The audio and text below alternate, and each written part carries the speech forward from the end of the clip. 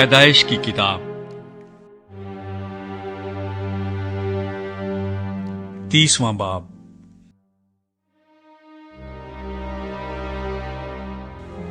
اور جب راخل نے دیکھا کہ یعقوب سے اس کے اولاد نہیں ہوتی تو راخل کو اپنی بہن پر رشک آیا، سو وہ یعقوب سے کہنے لگی کہ مجھے بھی اولاد دے، نہیں تو میں مر جاؤں گی۔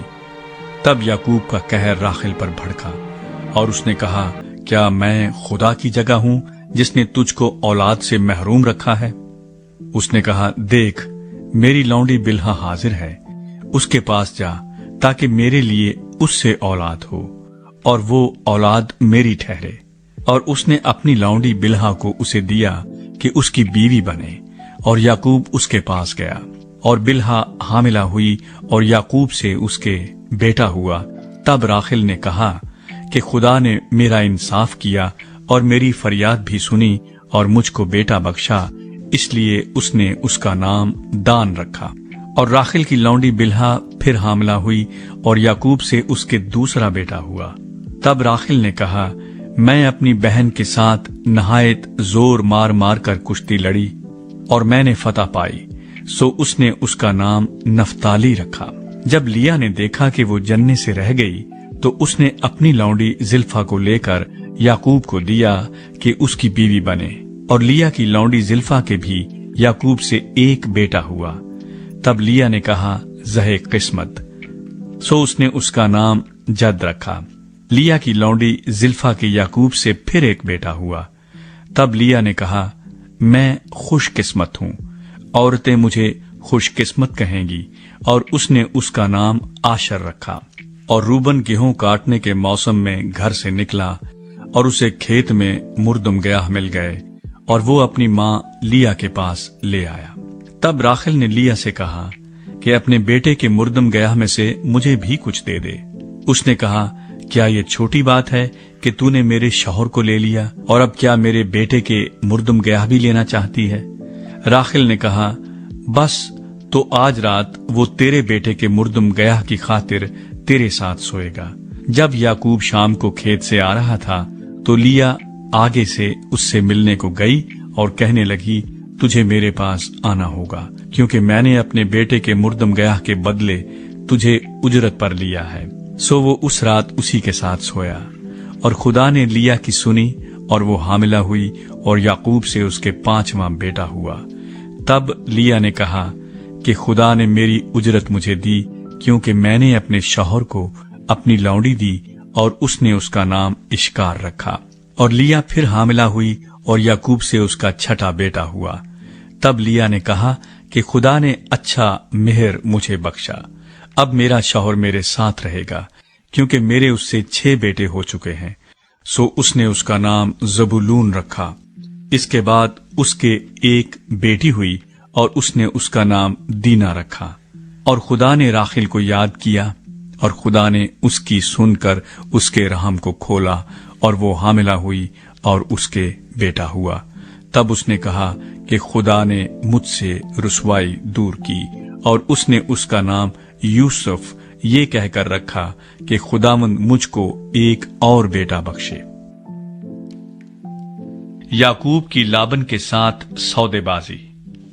اور جب راخل سے یوسف پیدا ہوا تو یعقوب نے لابن سے کہا، مجھے رخصت کر کہ میں اپنے گھر اور اپنے وطن کو جاؤں، میری بیویاں اور میرے بال بچے جن کی خاطر میں نے تیری خدمت کی ہے میرے حوالے کر، اور مجھے جانے دے، کیونکہ تو آپ جانتا ہے کہ میں نے تیری کیسی خدمت کی ہے۔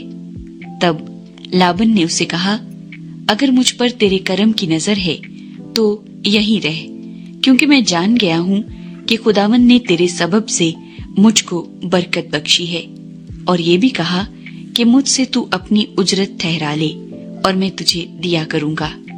اس نے اسے کہا کہ تو آپ جانتا ہے کہ میں نے تیری کیسی خدمت کی اور تیرے جانور میرے ساتھ کیسے رہے، کیونکہ میرے آنے سے پہلے یہ تھوڑے تھے اور اب بڑھ کر بہت سے ہو گئے ہیں، اور خداوند نے جہاں جہاں میرے قدم پڑے تجھے برکت بخشی۔ اب میں اپنے گھر کا بندوبست کب کروں؟ اس نے کہا، تجھے میں کیا دوں؟ याकूब ने कहा, तू मुझे कुछ न देना, पर अगर तू मेरे लिए एक काम कर दे तो मैं तेरी भेड़ बकरियों को फिर चराऊंगा और उनकी निगहबानी करूंगा।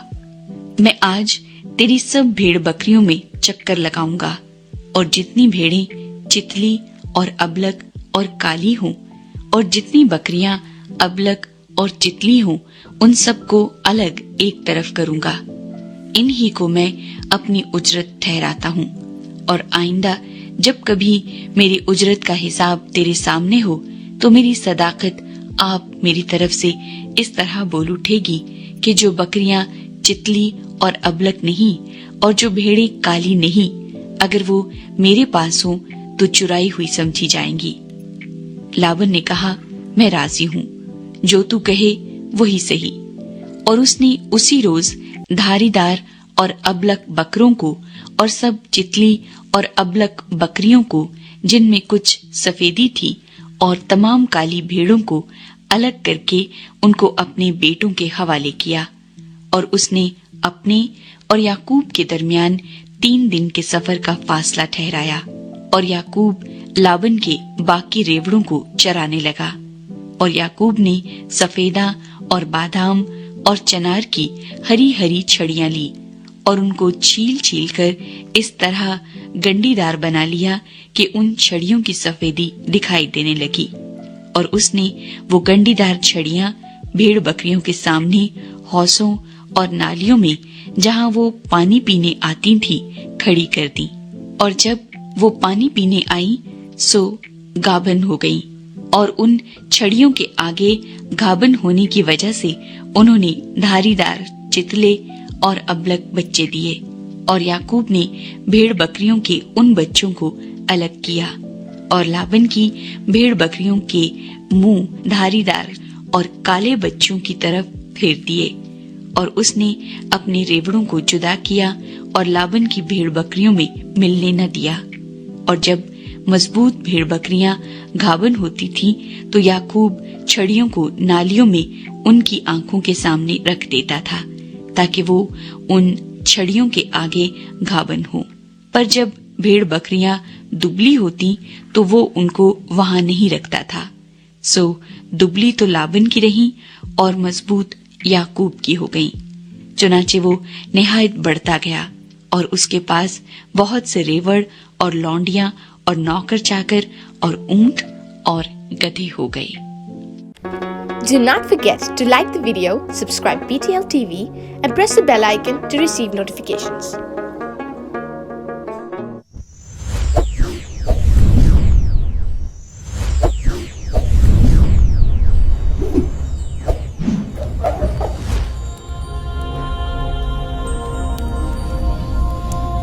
Jesus is the light of the world.